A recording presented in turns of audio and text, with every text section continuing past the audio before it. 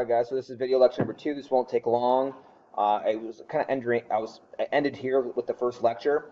So as I told you guys, the war was stalemated, and essentially people were hiding down in their trenches, and they knew they couldn't stay in their trenches forever. So ultimately, they tried to find ways to get the enemy out of their trench above ground, so that they could use their artillery and they could use their machine guns to advance.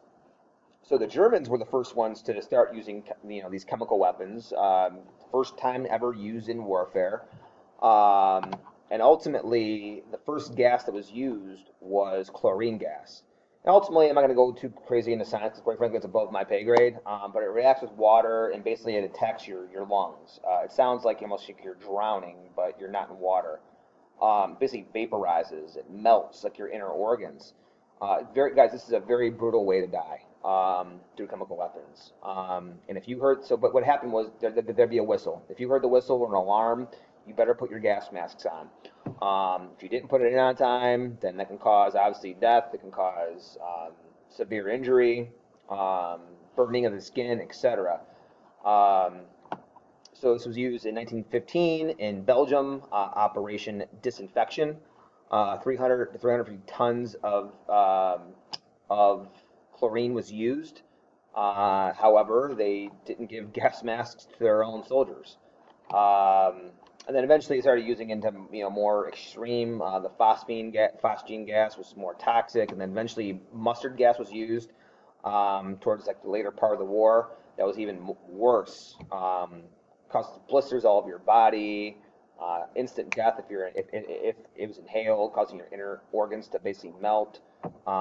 So 77% of the soldiers that died because of chemical weapons, 77% of them died because of mustard gas. Hitler was also injured in World War I because of gas as well. So very, very brutal, very deadly. And after World War I, they banned the use of chemical weapons during warfare because of its severity and just cruelty in nature.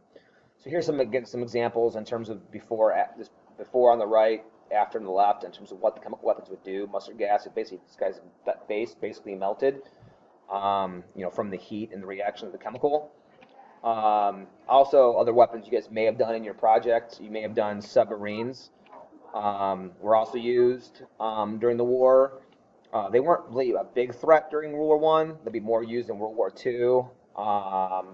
But at least that's kind of starts the groundwork where countries start investing in this. Especially in World War II, Germany will use their U-boats, but they'll use it in naval attacks and that nature. What else? Flamethrower, also used, which brought horror to French and British soldiers during the war. This was first used by the German army. So you can kind of see here to extract the enemy out of their trenches. But yeah, you see the Germans with using chemical weapons, using flamethrowers, and how especially in media might decide to use this against the German country and German military for the rest of the war, as seemed evil and barbaric.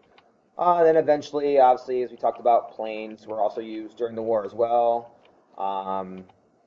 So planes were developed really before World War I, but they also will be used during the war for the first time. Didn't necessarily have a major impact in World War I. It'd be a lot more damage in World War II.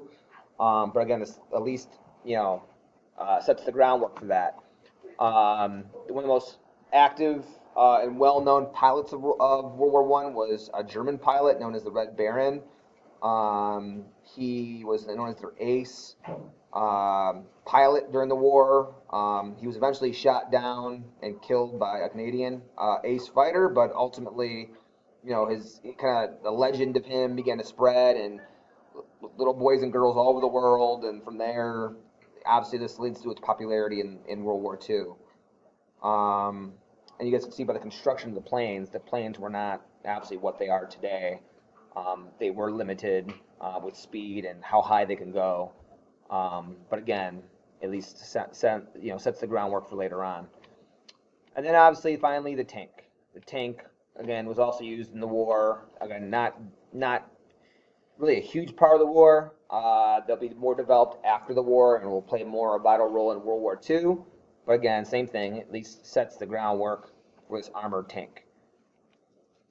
And yeah, and that is it. All right, so that's it for lecture. Make sure you watch both videos, 1 and 2, and adios.